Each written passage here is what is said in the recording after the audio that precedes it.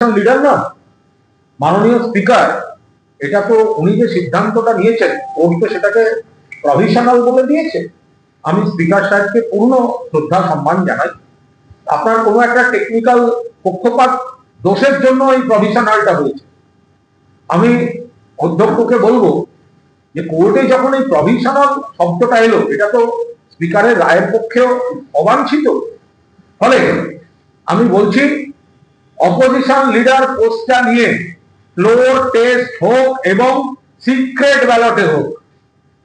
Opposition leader post নিয়ে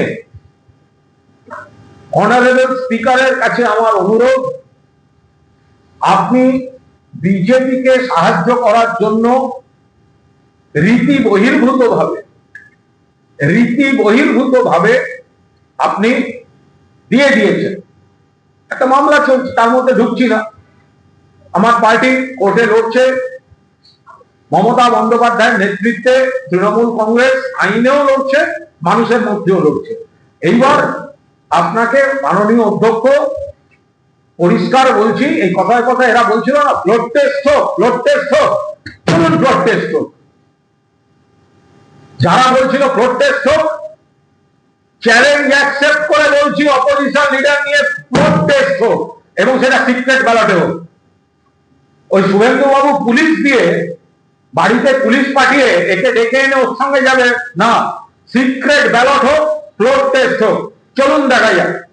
opposition leader Trinamool কংগ্রেসের প্রতীকে যারা যারা জিতেছেন সকলকে নিয়ে মাননীয় স্পিকার, যদিও আইনত প্রোটেস্টও হয় না, আইনত পার্টি মাদার পার্টি যেটা আপনাকে জানিয়ে দেবে সেই পার্টিরই অপোজিশন লিডার আপনাকে দিতে হবে।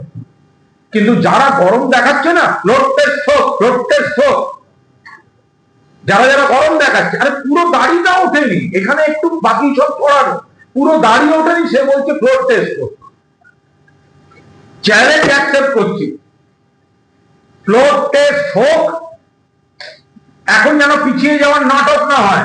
এবং যারা বলেছিল ফ্লোর টেস্ট হোক, আমরা বললাম হোক, একটা লাইন জুড়ে দিলাম সিক্রেট ব্যালটে হোক। কখন কবে হবে স্পিকার সাহেবকে বলুন, বিধানসভার এই ভবনে প্রভিশনাল ওই কি ঠিকা বিরোধী দলনেতা এত অপমানজনক, স্পিকারের সিদ্ধান্তকে কোর্ট বলে দিল প্রভিশনাল, অপমানজনক। আমরা চাই না স্পিকার এর মধ্যে জড়ান। স্পিকার সাহেবের সম্মান ওপরে, তাকে একটা করে ফেলতে হয়েছে, তারও কম্পালশন থাকে, বিজেপিতে জিতে এসছেন। কিন্তু এই যে কথাটা বলেছে ফ্লোর টেস্ট হোক, চ্যালেঞ্জ অ্যাকসেপ্ট করে বলছি as early as possible date দিন, ফ্লোর টেস্ট সিক্রেট ব্যালটে। উনি যেভাবে আমাদের মিথ্যে কথা বলেছে, টোটাল মিথ্যে কথা। এখানে হোটেলে চলুন, অমুক জন আসছে, তমুক জন আসছে, যাচ্ছে। আপনার এমএল হাউসে আসেন, এখানে এই বিষয়ে আলোচনা হবে, সব জায়গায় দিদি থাকবে। তা আমার প্রশ্ন, দিদি কোথায়? দিদি যখন আছে, দিদি কই? অভিষেক বন্দ্যোপাধ্যায় কই? আমি তো দিদি ছাড়া কিছু বুঝি না। যেহেতু আমি প্রবাসী একজন খ্রিস্টান, বাংলার মানুষ আমাকে ভালোবাসে, শুধু আপনাকে নয়, আমরা 97 জেলার খ্রিস্টান, আমাকে প্রত্যেকটা জেলার মানুষ আমাকে মানে, ভালোবাসে।